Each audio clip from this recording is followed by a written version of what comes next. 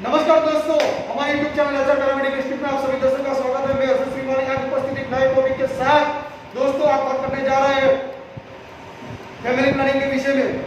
और जो लोग हमारे YouTube चैनल को अभी तक नए हैं, अभी तक सब्सक्राइब नहीं किया और बेल आइकन नहीं दबाया तो प्लीज सब्सक्राइब बेल आइकन दबाइए ताकि आपको ऐसे ही नए हेल्थ रिलेटेड वीडियो आपको नोटिफिकेशन मिलता रहे।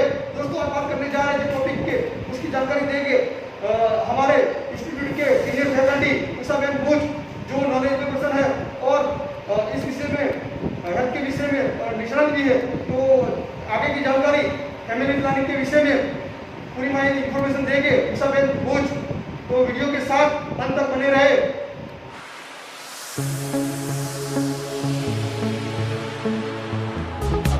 नमस्कार मित्रों, मैं एचआर पैरामेडिकल से इंस्टीट्यूट पाटन से उषा भूज बोल रही हूँ।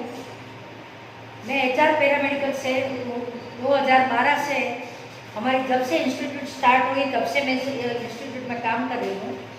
बेसिकली मैं लेडी हेल्थ विजिटर हूँ।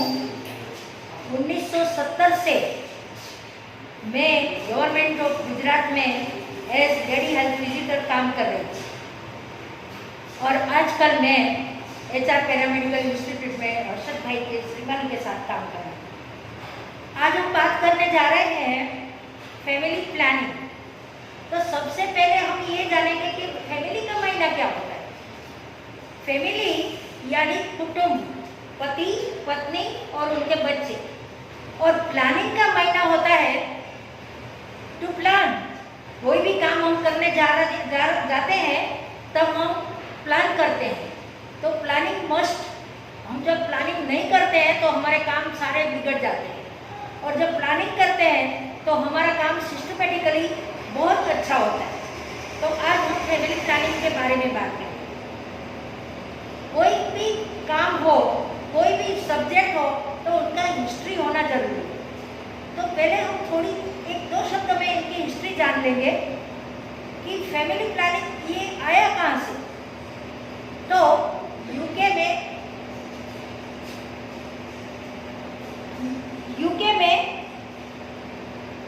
मार्गारेट सिंगर नाम की एक लेडी डॉक्टर ने को विचार आया कि ये जो बार बार बच्चे पैदा करते हैं और जो बच्चे होते हैं तो बाई एक्सीडेंट आ जाते हैं तो वो बच्चे और माँ और बच्चे की सेहत बहुत खराब है। तो उन्होंने स्लोगन दिया कि पहले क्लिनिक शुरू किया और बहुत सारे क्लिनिक 1931 में उन्होंने क्लिनिक स्टार्ट किया और वो क्लिनिक में उन्होंने ये शुरू किया कि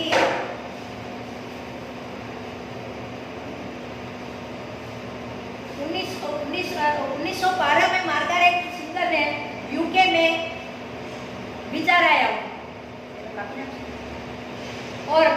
और उन्होंने 1921 से 30 तक में स्लोगन दिया कि बच्चे बाय चांस नहीं बट बाय चॉइस होने चाहिए और इनका प्रचार बहुत सारा प्रचार किया।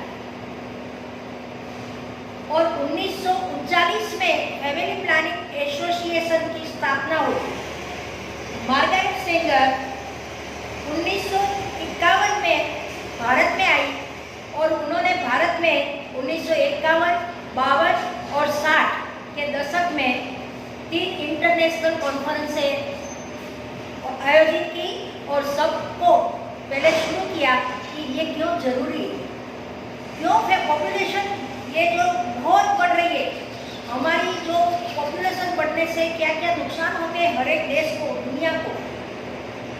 एक इंसान में जैसे पॉपुलेशन का ग्रोथ होता है तो क्या होता है कि हमें कितने कपड़े चाहिए, कितने पढ़ाई के लिए स्कूल चाहिए, कितने टीचर्स चाहिए, कितने मकान चाहिए, कितना राशन चाहिए, ये सब सोचने के लिए। और हमारी जो पॉपुलेशन बढ़ती जाएगी तो कहाँ जाके हम रुकेंगे। हम कितना भी विकास करें कोई भी देश तो इनका कोई आर्थिक उपार्जन सब दब जाएगा। इसीलिए फैमिली प्लानिंग बहुत ही जरूरी है। दूसरी बात है कि माँ और बच्चे की सेहत के लिए भी फैमिली प्लानिंग बहुत जरूरी है। तो ये जो 1964 से अमलवारी शुरू हुई उसमें भारत में ट्रेनिंग फिर डॉक्टर्स के क्लिनिक और सब सेंटर और जो प्लान इम्प्लीमेंटेशन सर्विस इम्प्लीमेंटेशन शुरू हुआ। सबसे पहले तो शादी की आयु कितनी होनी। अब हम बात करने जा रहे हैं मेथड्स ऑफ फैमिली प्लानिंग, क्योंकि देखो हमें फैमिली प्लानिंग करना है, हमें जच्चे बच्चे की सेहत बढ़ानी है, अच्छी रखनी है, माँ और देश का पॉपुलेशन भी कंट्रोल में रखना है।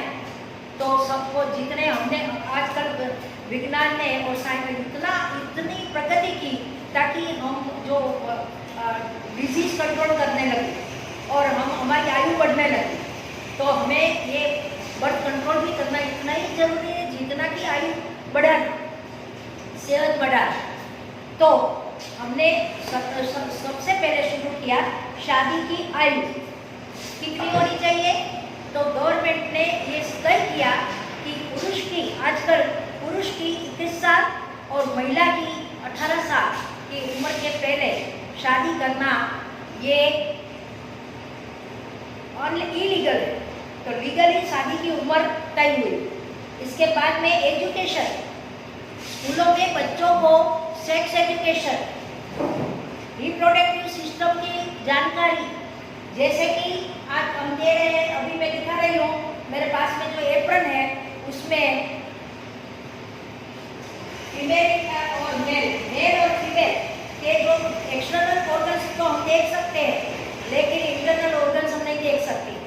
तो मेरे पास में ये चेतना संस्थान है, ये शुरू किया था कि ये एप्रन, ताकि कम पढ़े लिखे लोग अनपढ़ भी समझ सके। यदि हम बोलते हैं सुनते हैं तो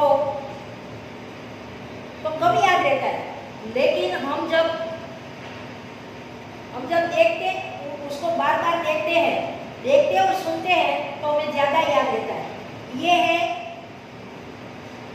है male reproductive system. Male reproductive system के यानी पुरुष के जो पुरुष का बाह्य जनन अवयव,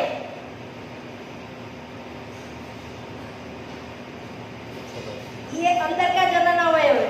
ये जनन अवयव के अंदर जो पुरुष बीज की नलियां है, और ये जो बाहर से देख नहीं सकते तो उनको चित्र में हम देख सकते हैं। ये जब मर्द और औरत को मिलना होता है, यानी सेक्सुअल रिलेशन स्टार्ट हो से पहले ये लिंग उत्तेजित लिंग है। और उत्तेजित लिंग को पहले, ऐसे तो मैं ये बता रही हूँ कि ये जो स्पर्म्स है ये पुरुष बीज है। ये पुरुष बीज उत्तेजित लिंग जब योनि में जाता है, स्त्री की योनि में, तब सीमेंट जब डिस्चार्ज होता है, तो सीमेंट डिस्चार्ज होता है तब ये पुरुष बीज स्त्री बीज को मिलते हैं और तब जाकर के कंसम्पशन होता है। ये थोड़ा बहुत ज्ञान हमारा अभी मैं बता रही हूँ। और कैसे ये जो अभी हमारे मेथड्स है, ये जो फैमिली प्लानिंग की मेथड्स के बारे में हम बात करेंगे, तब मैं बताऊंगी, ये अभी बता रही हूँ कि ये कैसे उत्तेजित लिंग के ऊपर कॉन्डोम लगाते हैं और कॉन्डोम लगाने के कैसे लगाना है, condom methods of how to, कैसे ये कॉन्डोम पूरे लिंग पे जड़े तक जाना चाहिए और कैसे ये जो उत्तेजित लिंग पे लगाने के बाद में संभोग करने के बाद ये सब जो पुरुष का वीर्य होता है वो अंदर जाता है ताकि ये कंसम्पशन ना हो। और ये जो आफ्टर ये जो सेक्स पूरा हो जाने के बाद में ये लिंग उत्तेजित लिंग ढीला हो जाता है, ताकि ये जो ये कॉन्डोम निकालना कैसे और कैसे इसको कॉन्डोम के अंदर जो सब पूरा वीर्य आ जाता है और उसको कैसे डिस्चार्ज करना है, ये बातें हम अभी बातें कर रहे हैं। ये इसमें मैंने ये बता दिया पहले, ऐसे ही मैं आपको पहले से ही बता दूं, ये जो फीमेल रिप्रोडक्टिव सिस्टम यानी जो हमारी ये जो स्त्री के बाह्य और आंतरिक अवयव क्या है, पहले हम ये जान लें, ताकि ये जो फैमिली प्लानिंग मेथड्स है वो जानने में हमें सरलता रहेगी। महिलाओं के जो ये जो है हमारी बच्चेदानी और इनकी जो नदियाँ हैं, ये जो है अंडेदानी है।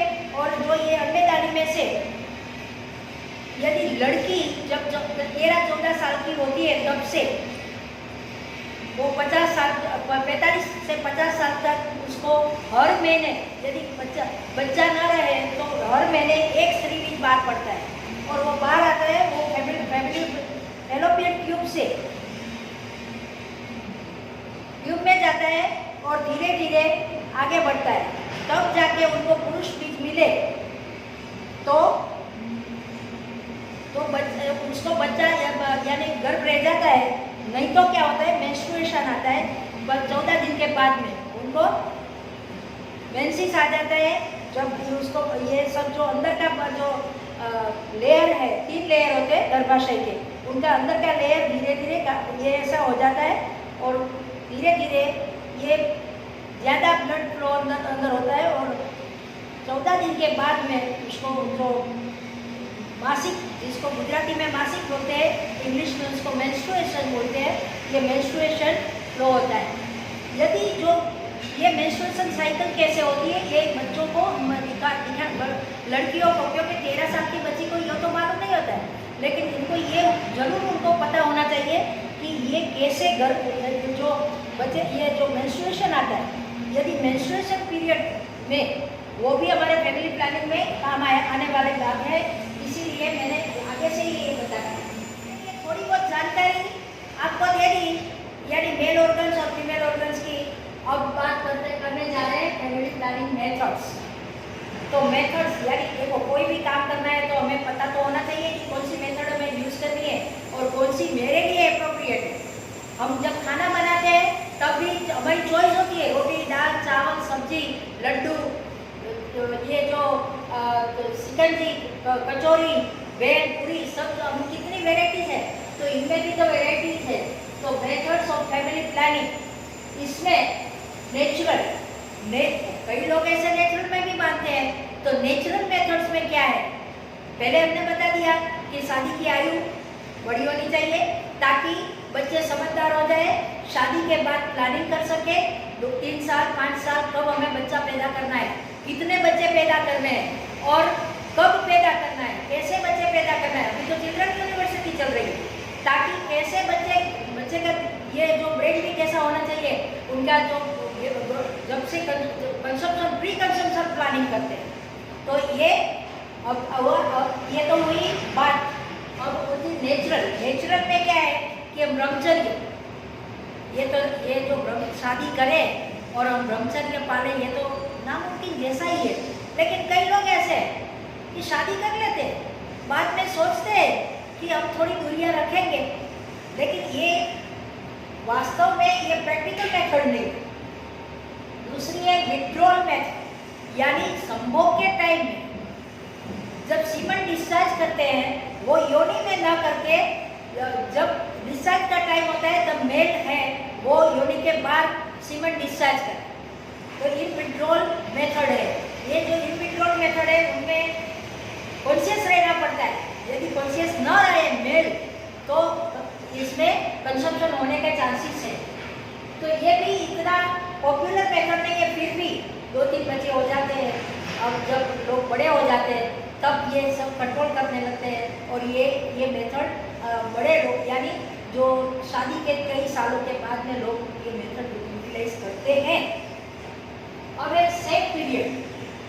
अभी मैंने बताया फीमेल को ये मेंस्ट्रुएशन पीरियड, तो हर महीने 13 साल की लड़की, 13 साल से 50 साल तक की फीमेल को, यदि इनका मेंस्ट्रुएशन साइकिल कहीं का 28 दिन का है, कहीं का 30 दिन का है, कहीं का 35 दिन का है, रेगुलर है, इरेगुलर है, लेकिन मेंस्ट्रुएशन से पहले 14 दिन पहले, बिफोर मेंस्ट्रुएशन 14 दिन पहले, ये स्त्री बीज अंडाशय में से बाहर निकलता है और वो 48 घंटे जीता है, तब उसको जाकर के पुरुष बीज मिले तो ही कंसम्पशन होता है, बाकी नहीं होता है।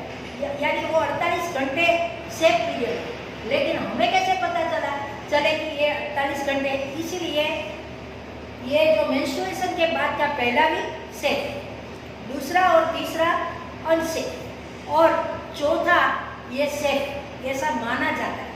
कैलकुलेट करके हम ये तय करते हैं ताकि बीच के जो 2 वीक है वो बीच के 2 वीक में अनसेफ सेक्स नहीं होना चाहिए। यदि बच्चा चाहिए तो ऐसे विदाउट एनी कॉन्ट्रासेप्टिव्स वो कर सकते हैं, अदरवाइज टू यूज कॉन्ट्रासेप्टिव्स। अब है, अभी मैंने जोड़ा है ये गवर्नमेंट ऑफ ये अभी जो इंडियन गवर्नमेंट ने मान्यता नहीं दी है, लेकिन हमारी हलचल चल रही है बाहर के देशों में। सजातीय शादियाँ, मेल से मेल शादी करते हैं, फीमेल से फीमेल शादी करती है और बच्चे एडप्ट कर लेते हैं। बच्चे पैदा खुद क्यों करें, एडप्शन है। और कई कारा सारा ये सब एजेंसियाँ हैं जो हमें बच्चे एडप्ट करने के लिए देते हैं। वो क्या है, जो बच्चे को भी माँ बाप मिल जाए और हमें बिन जरूरी झंझट से हम दूर हो जाए। तो ये अभी ये ट्रेंड शुरू हुआ है, लेकिन प्रदेश में है, हमारे देश में नहीं। इंडिया में ये अभी चलन नहीं है, लेकिन हमें जानना जरूर है। अब हम बात करें अननेचुरल, ये तो नेचुरल यानी कुदरती पद्धतियाँ हुई। अब ये अननेचुरल पद्धति, तो उनमें मेल के लिए अलग है, फीमेल के लिए अलग है। कई टेम्पररी है, कई परमानेंट। पहले हम मेल की बात करेंगे, क्योंकि मेल क्या है हर जगह आगे रहते हैं।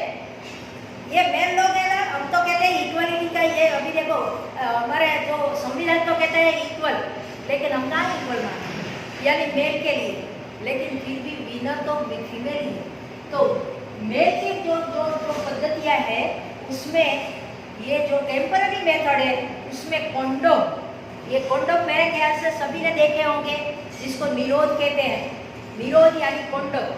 ये कॉन्डोम अभी मैंने जो थोड़ी देर पहले मेल जेनिटल ऑर्गन्स दिखाए, उसमें इरेक्टेड पेनिस में कैसे कॉन्डोम उसको पहनना है, ये मैंने आपको बताया। तो इसके लिए मैं दोबारा उसको रिपीट नहीं करती। तो ये कॉन्डोम मेल के लिए टेम्पररी मेथड, और वो जब जितनी बार भी वो सेक्सुअल रिलेशन रखे इतनी बार वो मेल कॉन्डोम पहन सकते हैं। मेल कॉन्डोम से एक तो बर्थ कंट्रोल होता है, और दूसरा क्या होता है, प्रिवेंशन ऑफ प्रेगनेंसी तो होता ही है, लेकिन सेक्सुअल ट्रांसमिटेड डिजीज भी उसको प्रिवेंट कर सकते हैं मेल कॉन्डोम से। वाकई में तो ये जो दूसरा विश्व युद्ध हुआ तब सैनिकों के लिए ये मेल कॉन्डोम इसीलिए हुआ था, लेकिन इनका दूसरा हमने फायदा उठा लिया। तो ये फैमिली प्लानिंग पर्पस भी काम आता है, और सेक्सुअल ट्रांसमिटेड डिजीज को कंट्रोल करने के लिए भी तो ये काम करता है। दूसरा उसका जो है पुरुष नसबंदी। पुरुष नसबंदी, ये जो पुरुष का जो वृषण है बहुत ईजी है, इसके लिए कोई एनेस्थेसिया की जरूरत नहीं है, इनके लिए हॉस्पिटल में रहने की जरूरत नहीं है। जब भी चाहे वो पुरुष नसबंदी पुरुष करवा सकता है, वो अपनी नेचुरल लाइफ जी सकता है। सिर्फ उसकी जो पुरुष भी ले जाने वाली नली है वास, वो वास को ही काट करके रख देते हैं, बाकी पुरुष ही रहता है। कई लोग ऐसा मानते हैं, इसमें मिसकॉन्सेप्ट है कि भाई पुरुष ऑपरेशन कराएंगे तो हम नपुंसक हो जाएंगे। कोई नपुंसक नहीं होता, सिर्फ उसका बच्चे पैदा करने की क्षमता उसकी पूरी हो जाती है। उसके लिए भी तो 6 महीने के लिए उनके पुरुष नसबंदी करने के बाद 6 महीने तक उसको कॉन्डोम यूज करना है, बाकी कुछ नहीं, और 1 हफ्ते तक आराम करना है। लंगोट यानी हैंगिंग पेन नहीं होवे ये देखना है, और बाकी एकदम सेफ। साइकिल नहीं चलानी है, और उसको हैंगिंग पेन ना होवे इसलिए उसको सपोर्टिव यानी टी बैंडेज है, बाकी कुछ करने की जरूरत नहीं है। 6 महीने के बाद में सीमन टेस्ट करवाओ लेबोरेटरी में, कोई भी लेबोरेटरी वाले कर सकते हैं, और लेबोरेटरी में करवाओ। स्पर्म नहीं आए इसका मायना ये है कि ये सक्सेस हो, इसका सक्सेस रेट 99%। अब है फीमेल के लिए। अब फीमेल के लिए तो बहुत सारा लिस्ट है भैया, क्योंकि ये फीमेल भी तो बहुत लंबा चौड़ा संसार में करते हैं ना।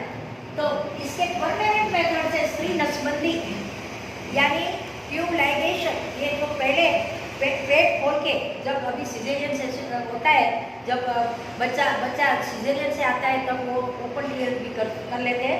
पहले ये प्रचलित था, आजकल लेकिन इनकी 98% इसकी सक्सेस रेट है। लेकिन पेट न खोलना पड़े तो लेप्रोस्कोपिक ऑपरेशन, ये जो ओपन ऑपरेशन है एब्डोमिनल ऑपरेशन, वो बच्चा होने के तुरंत कराओ, जल्दी से कराओ, ताकि ट्यूब बड़ी हो तो ऊपर होती है और वो अच्छे से हो सकता है।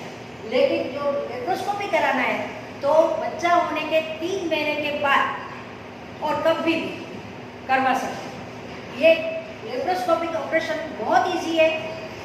वो अपनी नाभि के नीचे एक सुराख करके उसमें 2 रिंगें छोड़ी जाती है, एक दोनों इस ट्यूब के ऊपर, और वो खोलना चाहे कभी भी ज़रूरत पड़ने पर तो खोल भी सकते हैं, यानी रिस्टार्ट भी कर सकते हैं। तो ये मेथड भी आजकल प्रचलित है। अभी स्त्री की टेम्पररी मेथड्स, तो हम बात करें फीमेल कॉन्डम। ये फीमेल कॉन्डम के लिए कई लोगों को पता नहीं है कि फीमेल कॉन्डम क्या है। मेल कॉन्डम तो सबको पता है, ये है फीमेल कॉन्डम। फीमेल कॉन्डम ये कॉस्टली है थोड़ा, लेकिन और वन टाइम यूज करने के लिए, कोई भी condom one time single time use के लिए। तो इसमें क्या है कि ये जो है ये फीमेल कॉन्डम, फीमेल को जब वजाइना के अंदर योनि द्वार के योनि में के अंदर ही डालना है। ये इसका जो है ये उनको पुरुष को नेचुरल फीलिंग हो, इसीलिए ये इसके अंदर सेट किया हुआ है। और ये फीमेल कॉन्डम वजाइना में फिट करने का है और उसको अंदर ना चले जाए, इसीलिए उसको जब ये पुरुष और ये जो सेक्स एंजॉय करते हैं तब उसको ख्याल रखना है, उसको पकड़ के रखना है। बाकी फीमेल कॉन्डम ये भी एक सेफ है, ये भी ये सेक्सुअल ट्रांसमिटेड डिजीज प्रिवेंट करता है और बच्चा होना भी प्रिवेंट करता है। लेकिन ये बहुत कम लोग जानते हैं, तो अभी ये मार्केट में है ही, अवेलेबल है। दूसरा है सर्वाइकल कैप। ये बहुत पहले से था।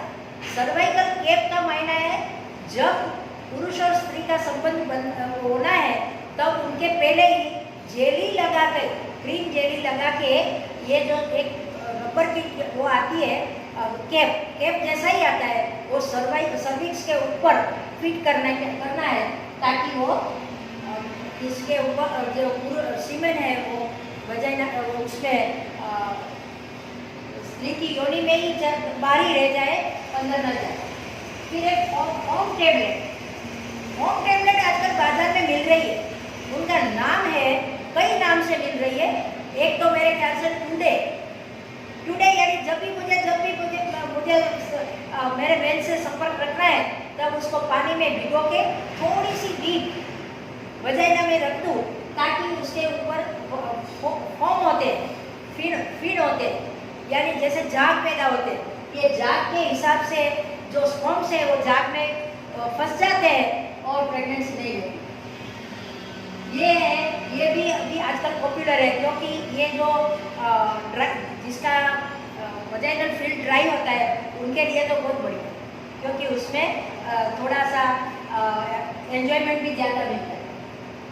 ये है IUCD intra uterine contraceptive device. ये अलग अलग प्रकार के थे। पहले था ग्राफियनबर्ग रिंग, वो सिल्वर रिंग थी, वो यूट्रस में कोई भी फॉरेन बॉडी डालो तो वो घर को दिखने नहीं देती है। ये सिद्धांत पे काम करता है। ग्राफियनबर्ग रिंग थी, आजकल वो फैशन में नहीं है। फिर बाद में आई लिपीज लूप। लिपीज लूप यानी लिपी नाम के वैज्ञानिक ने जो लूप किया, वो लिपीज लूप का ऐसे ताकतवर ऐसा कर। लेकिन इनकी जो गैरफायदे ये थे कि वो यदि, क्योंकि ये जो कोई भी फॉरेन बॉडी आता है तो बॉडी इनको निकालने के लिए ट्राई करता है, तो उनमें स्पाज्म पैदा होता है यूट्रस में, और कभी कभी वो यूट्रस की ऊपरी दीवार फाड़ करके ये एब्डोमेन में चली जाती है। तो अभी ये अभी आजकल चलन में नहीं है। आजकल चलन में है copper T, CUT, copper T का अलग अलग है। पहले थे कम साल के लिए, अभी तो 3 साल 5 साल। Is the safest method. ये एक ही दफे इनका यूज करना है। आफ्टर डिलीवरी भी हो सकता है, आफ्टर मेंस्ट्रुएशन भी ये डॉक्टर या तो ट्रेन नर्स ये कॉपर टी डाल सकते हैं। यूट्रस के अंदर पड़ी रहती है, किसी को पता भी नहीं चलता है। कभी कभी किसी के हस्बैंड ऐसे होते हैं, कई मर्द लोग, कि भाई मुझे कोई कॉन्ट्रासेप्टिव यूज नहीं करना है, मुझे ये ठीक नहीं लग रहा है, तो वो लेडी को ही पता होना चाहिए, बाकी किसी को पता भी नहीं चलता है।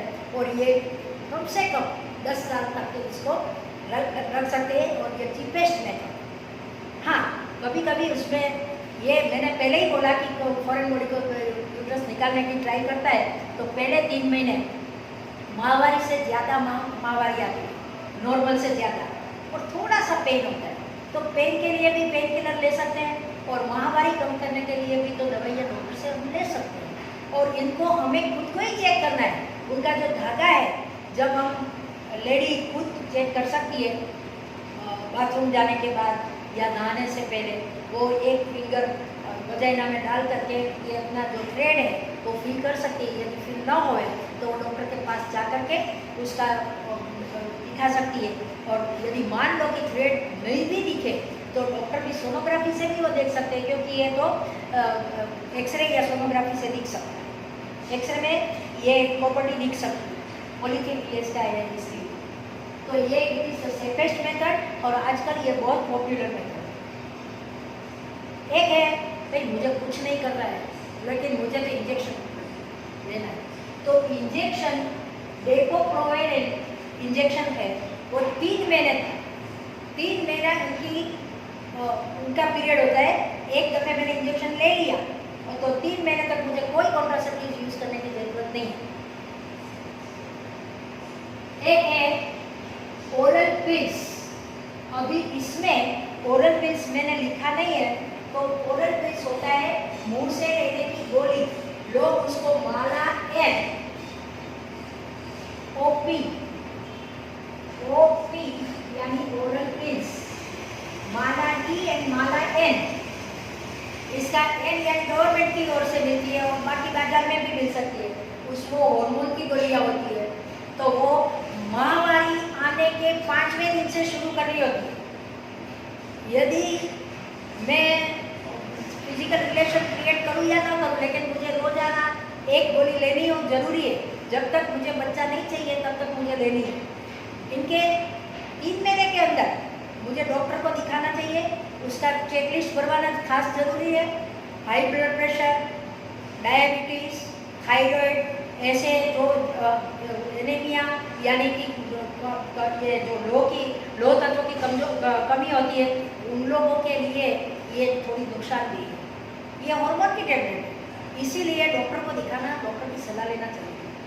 लोग प्रोलॉन्ग नहीं ले सकते, क्योंकि धारो मान लो कि हम बहुत लंबे टाइम तक ये गोलियां लें तो हो सकता है कि मर्द की तरह दाढ़ी मुझे आ सकती है। जो माँ बच्चे को दूध पिलाती है, यानी जिसका बच्चा माँ का फीडिंग लेता है, उनको भी ये गोली नहीं लेनी। ये गोली के लिए डॉक्टर से मिलना बहुत जरूरी है। ये एक चेकअप करवाना जरूरी है और रेगुलरली लेनी पड़ती है। एक अभी दूसरी बात है, अभी ओकेजनली मैं मेरे बॉयफ्रेंड या मेल से मेरे पार्टनर से मिल रही हूँ और मेरे पास में कोई भी अवेलेबल नहीं है कॉन्ट्रासेप्टिव, तो मैं क्या करूँ? अभी तो मैंने फिजिकल रिलेशन क्रिएट कर लिया और मुझे डाउट है कि मुझे कंसेप्शन हो गया, तो मैं क्या करूँ? तो इसके लिए है इमरजेंसी पिल। ये 72 आवर्स, आप विदिन 72 आवर्स, यानी मैं इंटरकोर्स के बाद में 72 आवर्स के अंदर मैं ये पिल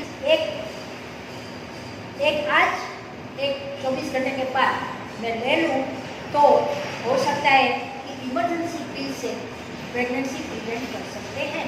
लेकिन ये भी तो कोई रेगुलर लेने की चीज़ नहीं है। वोकेशनली लेने के लिए ये गवर्नमेंट में भी अवेलेबल है, मार्केट में भी है।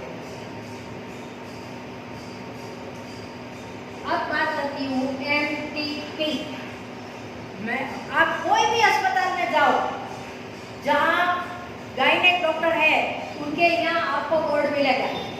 यहाँ ये अकॉर्डिंग टू MTP एक्ट 1971, ये हमारे अस्पताल में ये बच्चे के सेक्स लिंग हम ये नहीं जानने का ये जो सोनोग्राफी नहीं करते, क्योंकि MTP है ये, इसीलिए MTP एक्ट, पहले तो इलीगल एबॉर्शन होते ही थे, लेकिन MTP एक्ट आया 71 में। 71 में MTP एक्ट आया और उसमें कौन कर सकता है? तो जो डॉक्टर सर्टिफाइड हो, MBBS तो होना ही चाहिए, लेकिन सर्टिफाइड हो, गवर्नमेंट के जो जितने नॉर्म्स है ऐसे सर्टिफाइड डॉक्टर होना चाहिए। वो डॉक्टर के पास में ब्लड ट्रांसफ्यूजन की सगवड़ होनी चाहिए, OT होना चाहिए और खुद ने ट्रेनिंग ली हुई, क्योंकि उसमें ऐसे ये छोटा सा ऑपरेशन के जैसा ही है। तो उसके लिए कब तक MTP कर सकते हैं? अभी MTP एक्ट तो आ गया, लेकिन ये 7 सप्ताह तक MR सिरिंज, यानी ये जो विदाउट एनी मेडिसिन, उसको ये कर सकते हैं। और बाद में MTP करने के लिए ऐसे तो इसका एक्ट कहता है कि 20 वीक तक कर सकते हैं, लेकिन उसके लिए हमें जो डॉक्टर की सलाह के मुताबिक MTP करना है। MTP के लिए हम खुद कोई डिसीजन नहीं ले सकते। हमें बच्चा नहीं चाहिए तो मैं और मेरा परिवार डॉक्टर के पास जाएंगे, डॉक्टर यदि जो सलाह देंगे ऐसे ही, और डॉक्टर ही MTP करेगा। कोई ऐसे बाहर के जैसे कि किसी को कोई आता जाता नहीं हो तो इलीगल MTP कराना वर्जित है। लीगली MTP सेंटर्स है, वहाँ जाना है और वहाँ करना है। अभी इसमें भी सुधार होते जाते। पहले क्या होता था, सोनोग्राफी आई तो सोनोग्राफी में सेक्स डिटर्मिनेशन होने लगा, लड़का है या लड़की है तो निकाल दो, लड़का है तो रखो। इसीलिए इसके ऊपर बाहर आ गए। और इसके MTP एक्ट में भी तो कुछ न कुछ सुधारे होते रहते हैं।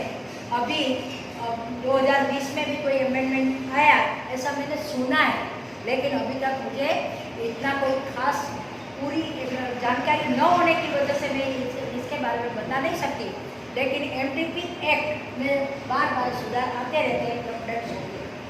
तो ये MTP देखो, हम तो ये सब है ना बाहर के लोगों के हिसाब से ही चलते हैं। हम तो यही सोचते हैं कि जो प्रदेश के ही सब संशोधन होते हैं और बाहर वाले ही ये सब करते हैं। तो ऐसा मैंने कहीं देखा कि ये जो लेप्रोस्कोपी जर्मनी में 1901 में वो शुरू हुआ, और फिर बाद में वासेक्टोमी 1954 में इंडिया में इम्प्लीमेंट पहला हुआ। ऐसे कॉन्डम भी तो दूसरे विश्व युद्ध के बाद में ये आया, मार्केट में आया। फीमेल कॉन्डम 1968 में आया। लेकिन मैं एक बात दावे से कह सकती हूँ,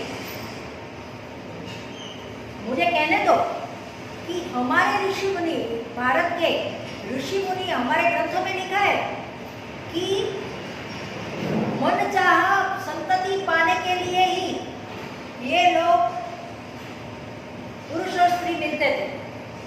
और दूसरा ये आयुर्वेद में तो वो दावे से कहते हैं कि कुसंपन्न योग, यानी इतनी कई विधियां हैं, इनसे हम कैसा बच्चा चाहिए वो कर सकते हैं। और आजकल इंडिया में भी ये गांधीनगर में चिल्ड्रन यूनिवर्सिटी प्रस्तावित इन्हीं कारण से ही हुई। यानी हमारे यहाँ तो पहले से ही, लेकिन उसका पर्पस फैमिली प्लानिंग नहीं था, ऐसा हम मानते हैं। लेकिन कैसा बच्चा चाहिए, कितने बच्चे चाहिए, कब चाहिए, ये हमारे ऋषि मुनि जानते थे। आभार आप लोगों ने। यदि आपको पसंद हुआ, यदि आपको कोई क्वेरी हो तो कांटेक्ट कर सकते हैं। यदि आपको कोई भी क्वेश्चन हो तो बेझिझक मुझसे पूछ सकते हैं। मुझे यदि जितना भी मेरे नॉलेज में होगा मैं आपको सेटिस्फाई करने की ट्राई करूँगी, और यदि मेरे से नहीं होगा तो मैं मेरे ऊपर ऑफिसर से, हर्षद भाई से परामर्श करके भी आपको जवाब चुक दूँगी। नमस्कार, थैंक यू वेरी मच।